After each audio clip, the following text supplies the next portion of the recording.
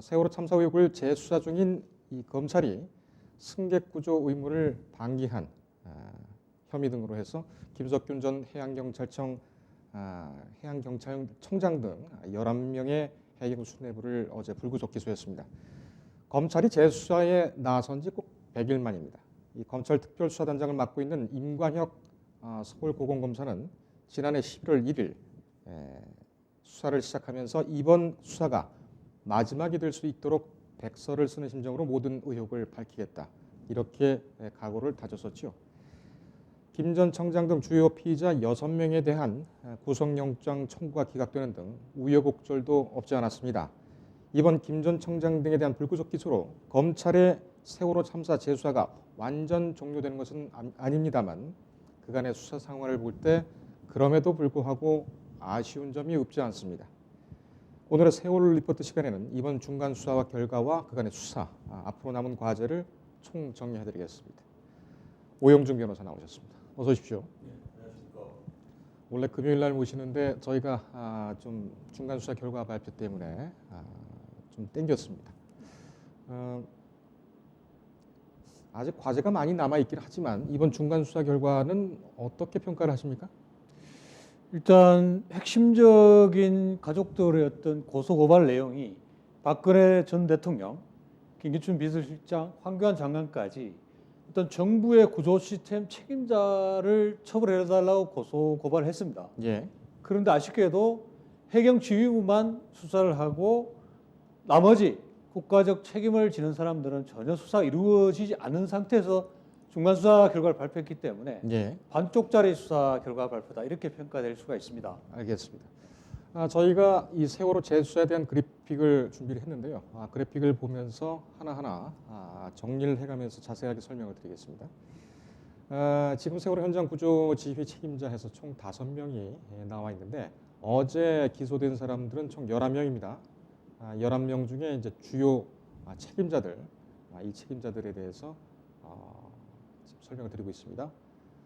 업무상 과실치사, 업무과실치상죄 이렇게 적용이 됐고요. 여기서 이제 그 주목되는 부분은 이 5명에 대한 공통된 혐의가 이제 그 업무상 과실치사상죄고, 가운데는 이제 김문홍 목포해양경찰서장이 추가로 허위 문서 작성 등에 관한 혐의도 추가로 받았습니다. 자, 변호사님. 예. 어제 검찰 중간 수사 결과 발표가 있고 나서 유족들과 혹시 전화를 통화를 하시거나 혹시 만나신 적이 있습니까? 사실 내일 만나기로 돼 있는데요. 계속 지금 SNS로 그분들의 어떤 생각이나 분노를 보면 지금 가장 안타까운 게 바로 공소시효 문제가 걸립니다. 네. 지금 아까 말씀드린 그런 국가의 중요한 구조 책임자들에 대한 수사가 전혀 이루어지지 않고 6년, 7년 이렇게 흘러가다 보면 이 사람들에 대한 수사가 결국 공소시효라는 문제의 절벽에 부닥치게 됩니다. 예. 이 부분을 가장 안타깝게 생각하고 있습니다. 그럼 아직 만나보시지는 않고 내일 만나시게 될 텐데, 글쎄요, 아직 수사가 진행 중이라고 검찰에서는 설명을 하고 있으니까 일단은 좀 기다려보는 걸로 하겠습니다. 하지만 그 공소시효 문제는 참 심각한 문제이기 때문에 걱정을 안 할 수가 없습니다. 혐의를 죄를 하나하나 좀 구체적으로 짚어가겠습니다. 김석균 전 청장 등 11명 모두 적용된 혐의는 형법상의 업무상 과실치사, 그리고 업무상 과실치사상 이거죠. 이준석 세월호 선장 같이 부작위 외의 살인죄는 아니지만 구조물을 태만히 해서 승객들이 사망했다라는 인과관계는 인정이 된 걸로 보이는군요. 그렇죠. 다만 이제 우려스러운 부분은 구속영장 청구 범죄 사실도 표시했다시피 이러한 해경들의 관리감독 책임으로 접근을 하면 형량이 너무 낮습니다. 예. 그렇기 때문에 직접적인 그 구조 의무를 바로 해경지휘부에 적용시켜야 되는데, 관건은 꼭 이 공소장을 나중에 이제 기소해서 발표되겠지만, 이 해경지휘부가 직접적으로 구조 의무를 지고 그것을 해태했다, 이렇게 범죄 사실을 특정하고 공소 유지를 하고 입증을 해야 되는데 이 부분이 관건입니다, 사실. 그러니까는 지금 검찰 같은 경우는 관리 의무의 방기 때문에 업무상 과실치사상죄 이렇게 되어 네네. 있는데 원래는 그 해경 수뇌부 한 명 한 명도 구조 의무가 있다. 근데 예, 이 예, 구조 그렇습니다. 의무를 제대로 하지 못했다라는 예, 그렇습니다. 것이지요. 예, 예. 구조 의무를 제대로 못한 건지 안 한 건지는 고의성에 따라서 좀 다르겠습니다만 네. 그럼 법 적용을 좀 잘못한 걸로 봐야 될까요? 법 적용 부분은 이제 고의범과 가시범의 문제가 있지만 사실 양형의 문제입니다. 그러니까 그냥 그 직원들의 관리를 잘못했냐 잘했냐 이런 문제와 해경 지휘부가 구조 세력들을 통합해서 어떻게 구조할 것인가에 전혀 신경을 쓰지 않고 의제에만 신경을 쓴 게 나와 있단 말이에요. 예. 이 부분을 가장 본질적인 문제로 접근해야 되는데 이번 특수단이 이 부분을 얼마만큼 공소장에 반영했느냐에 따라서 형량에서 엄청난 차이가 날 것으로 예정됩니다. 예, 이 부분에 대해서는 임경빈 군 사망에 대한 혐의자 이 특정 문제와 관련해서 이후에 잠시 후에 다시 자세히 설명을 드리겠습니다. 김문홍 전 목포해양경찰서장 세 가지 혐의가 추가가 됐습니다. 보면은 업무상 과실치사 사항이 있고 그 다음에 허위 공문서 작성 그리고 직권남용 혐의 이런 것들이 포함이 됐는데요. 지금 이제 그래픽에 보시면은 혐의들이 자세히 나와 있습니다. 이 추가된 혐의는 어떤 과정에서 어떻게 나오게 된 걸까요? 그 이제 아마 특수단이 압수수색한 문서에 확인돼서 지금 아마 범죄 혐의를 확보한 것 같은데 이제 목포해경서장이 결국 이 퇴선 명령을 했느냐 안 했느냐에 대한 전 국민적 공분이 있었는데 예. 이 사후적으로 며칠 뒤에 보고서 일지에다가 퇴선 명령을 했다는 허위의 기록을 부하 직원한테 시켜서 남기도록 했죠. 퇴소 명령을 안 하고도 했다. 예, 했다. 그래서 담당 직원에 대해서 직권 남용을 했고 또 한편 이제 허위 공문서를 작성하도록 예. 지시한 그 두 가지 죄를 추가돼서 처벌받게 됩니다. 그렇군요. 근데 앞서서 지금 그 우리 그래픽도 보고 그 다음에 각 혐의자별로 혐의도 봤습니다만 지금 5명 모두 11명 중에 이제 일단 핵심 수뇌부에 대한 5명 모두 1, 2, 3정 정장과 공동하여라고 되어 있습니다. 네. 1, 2, 3정 정장은 계급이 경위였습니까? 예, 그렇습니다. 경위였습니다. 하급 간부 정도. 하급 간부였는데 그렇다면 이 뭐 총경 뭐 이런 사람들이 다 이 1, 2, 3정 정장하고 지금 그 공동하여라고 이렇게 되어 있거든요. 네. 법조인은 제가 봐도 좀 이해가 안 가는 부분이 바로 그 점입니다. 이게 법리가 너무 그 자기적으로 적용된 건 아니냐 이런 비판도 나올 수 있겠습니다. 나중에는. 맞습니다. 이 공범을 적용할 때 최소한의 어떤 지휘 체계나 이 간극이 완전히 하급 현장 간부와 해경의 최고 책임자 간의 공범 구조를 이렇게 어설프게 엮는 것은 도저히 납득이 안 가고요. 네. 역할 분담의 기능적 행위 지배 부분에 대해서 이런 정도의 어떤 비상식적인 논리 구조를 편다면 그걸 법정에서 상당히 그 공소 유지에 지장을 초래할 걸로 보입니다. 이렇게 되면 재판 시작하기도 전에 면죄부를 주고 들어가는 거 아닙니까? 사실상 제가 보기에는 개인적 판단입니다만 이 합수특수단이 지금 출구 전략을 짜는 게 아닌가라는 이 중간 수사 결과 발표로 결국 그 국민들의 어떤 열망을 이제 좀 싣고 총선 분위기에 편성해서 수사를 이제 마무리하려고 하는 거 아닌가 그런 생각마저도 의구심마저도 듭니다. 예. 백서를 쓸 정도로 하겠다고 했는데 글쎄요. 아직 수사가 다 끝나지 않아서 확정적으로 단언을 드릴 수는 없습니다만 조금 그 이상하다는 생각이 드는군요. 예, 뭐 계속 뭐 진행을 하면서 또 나오는 그 이슈대로 해가지고 또 질문을 드리겠습니다. 핵심 피의자 6명에 대해서는 오늘 뭐 5명이었습니다. 핵심 그 피의자 6명에 대해서는 구속영장 청구를 했었죠. 네, 그렇습니다. 12월 6일 날 구속영장 청구를 했는데 이때는 이제 김문홍 목포소장까지 같이 돼서 역시 이제 혐의는 업무상 과실치사상 그리고 김 서장 같은 경우에는 허위 공문서 작성 등 이렇게 됐습니다. 근데 법원이 이제 영장을 기각을 했습니다. 네. 이것에 대해서 다시 한번 재청구할 것이다라고 검찰의 수사 방향을 전망하는 시각이 많았는데 결국은 재청구를 못했습니다. 그러고서 얘기를 하는 것이 추가적으로 나온 상황에 대해서는 뭐 재청구할 만한 그런 유죄의 증거는 나오지 못했다라고 얘기를 했습니다.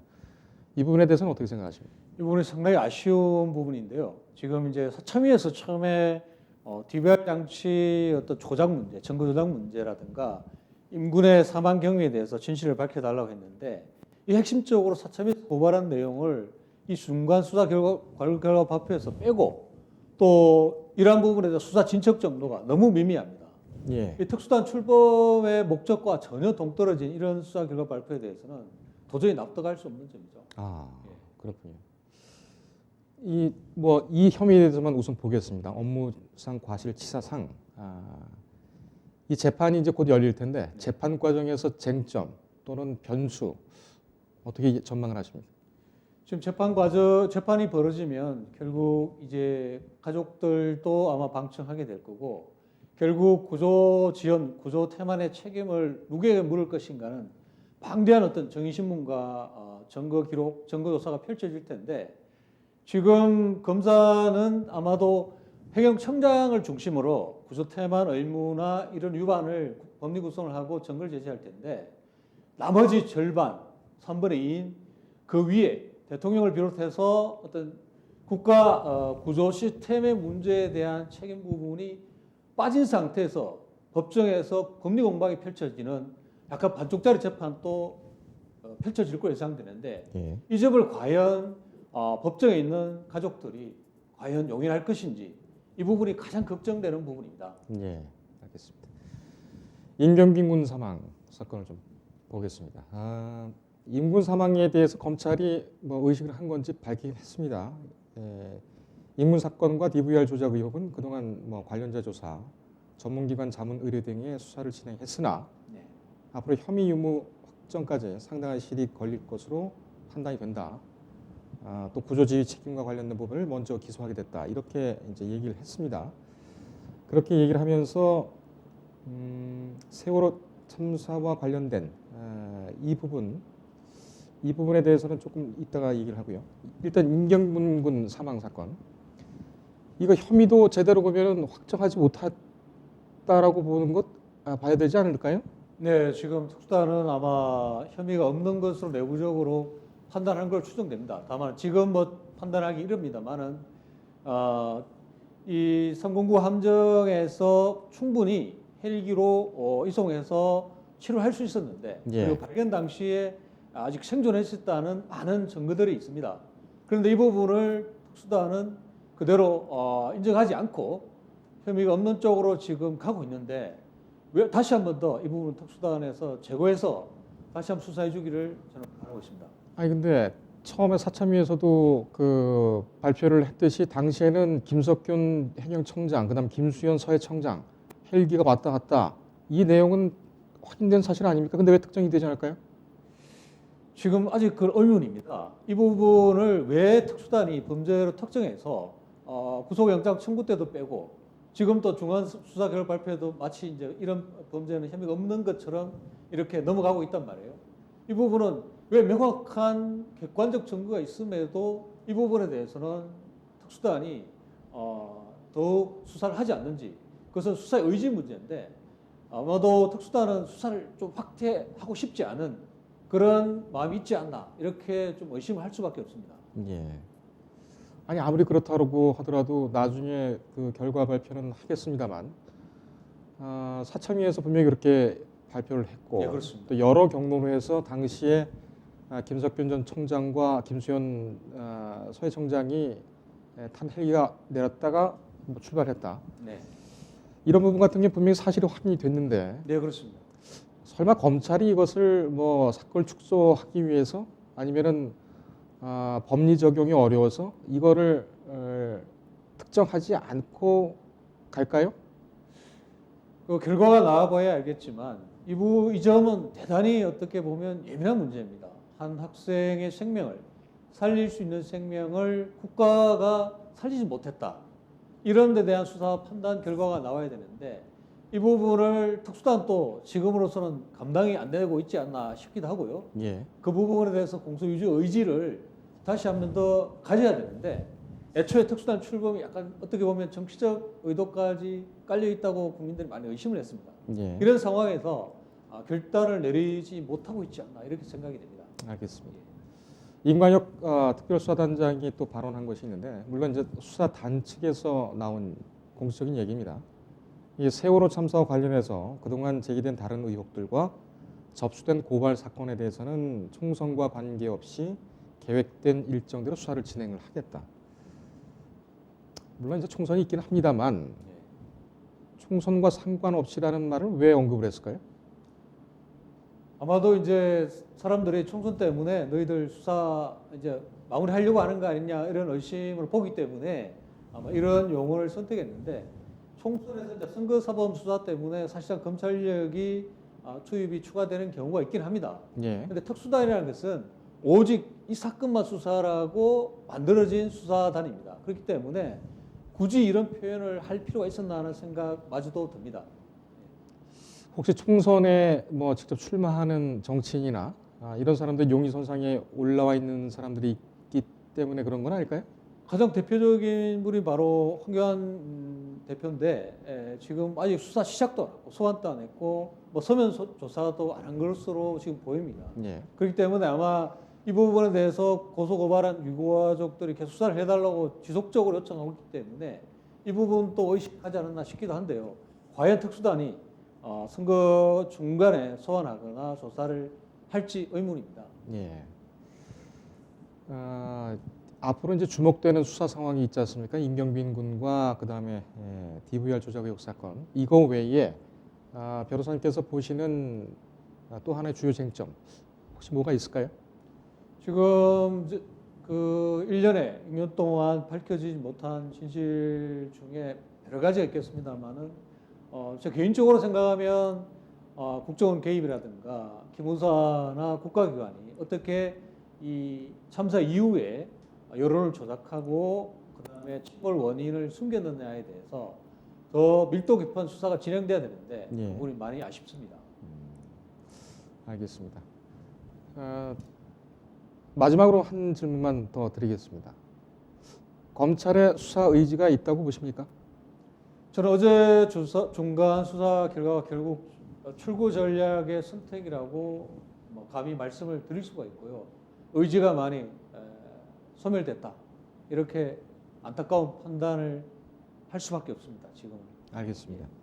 그동안 수사 상황을 지켜본 저로서도 같은 소감입니다. 하지만은 아직 그 수사가 남아 있고 특히 임경빈 군 사망 사건, DVR 조작 의혹 사건에 대한 검찰의 수사 결과 발표가 나오지 않았기 때문에 일단은 좀 기다려보고 하도록 하겠습니다.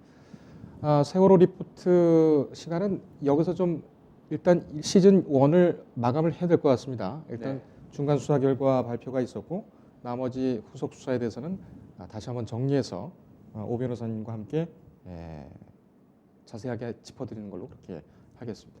긴 시간 동안 시간 많이 내주셔서 참 감사합니다. 네, 감사합니다.